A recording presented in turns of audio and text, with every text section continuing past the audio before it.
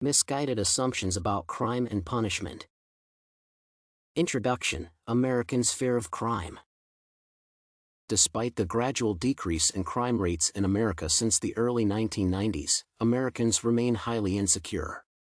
Their fear of crime is driven by an array of issues, including their overestimation of the likelihood of a crime occurring. For instance, while carjacking is a rare occurrence, the fear makes people paranoid to the point of assuming it is a highly regular issue. Secondly, media and entertainment create false narratives about crime, which affects how Americans perceive it. In particular, new agencies give a lot of coverage to crime, which heightens the sense of insecurity.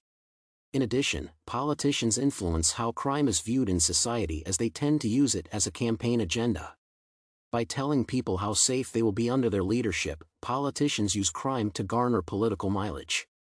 Since there is no limit as to how safe a person should feel, most people may use their fear to express the need for more crime prevention measures to be adopted. There is sufficient evidence to suggest that crime data reports are inaccurate, especially those compiled by the Uniform Crime Reporting (UCR) program under the umbrella of the FBI. As a result, Americans act with skepticism when dealing with crime data as the main source of informing their safety. Americans' fear of crime is not necessarily a negative concept, as it breeds much safer neighborhoods. Treating crime with skepticism implies that a person is least likely to be a criminal, and that may be the source of the reduction in crime rates since the early 1990s. Similarly, increased fear of being a victim of a crime informs the paranoia Americans feel towards crime.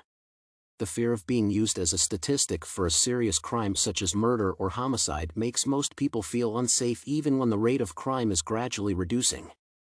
Lastly, rich people would always take precautionary measures when protecting their wealth, including being more fearful about their safety. Social perceptions and fallacies.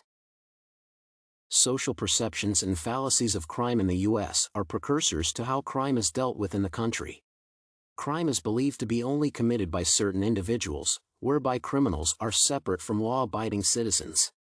Similarly, there is a common perception that people of a given ethnicity are more likely to be criminals, and this is evidenced by the mistreatment of African Americans by law enforcement personnel. There is the belief that crime is only restricted to certain geographical areas. For instance, a prevailing fallacy is that cities are unsafe compared to suburbs. Lastly, given the popularity of crime in the entertainment industry, the belief that serial killers account for most of the murders recorded is misguided, as murder is committed by persons of different personalities and characteristics. A common fallacy about crime is that drug addiction increases the rate of crime. However, the truth is that both crime and drug abuse occur simultaneously, and they support each other. It is misguided to think that white-collar crimes are nonviolent. In contrast, the fear of being exposed could push fraudsters into violent actions such as murder, which negates the popular belief of white crimes being nonviolent. While police have an enormous amount of data to track down members of the public, such information can only be retrieved and used whenever a crime has occurred, and finding the criminal requires information gathering. Lastly, while there are many deterrents to crime, such as fines and imprisonment, they do not necessarily deter crime. Approximately 85% of persons who are released from prison get rearrested.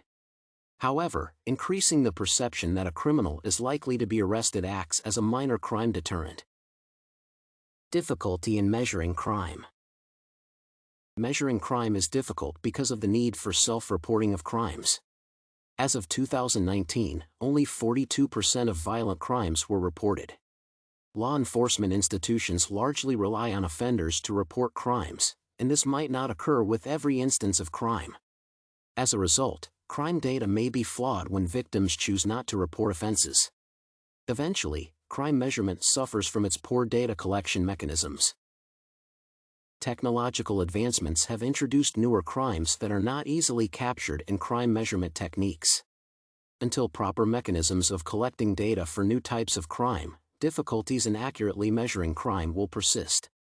Since the discretion of reporting a crime lies with the victim, their categorization of a certain act as a crime or not determines whether they will report it or not. Eventually, crime data collection is compromised. FBI crime measurement. All crime data collection efforts are centralized within the FBI under the Uniform Crime Reporting (UCR) program.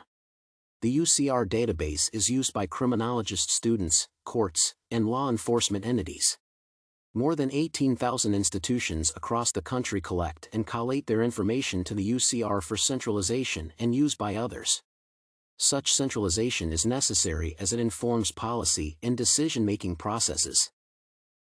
Flaws of FBI crime measurement. Crime data from the FBI is inaccurate as it depends on the willingness of victims to report their occurrence.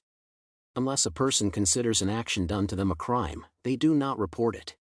Similarly, the hierarchical system only recognizes certain crimes and ignores others. For instance, when a person is charged with carjacking and rape, the hierarchical system will only recognize rape since it is the most serious crime in the hierarchical system. The UCR has been accused of handling crime data poorly. The UCR database only records a crime and not the criminal, takes a lot of time to be updated, relies on the trustworthiness of victims, and fails to weed out errors in its data. The confounding effect of all these factors is that the crime data from the FBI is highly inaccurate. Conclusion. In conclusion, as the crime rate in America gradually reduces, the fear of crime among the citizens increases. Such a discrepancy is affected by an array of factors, including political discourse and media coverage. The problem is worsened by the difficulty associated with the collection of crime data. At the center of the process is the FBI, whose efforts are compromised by their data collection and handling techniques.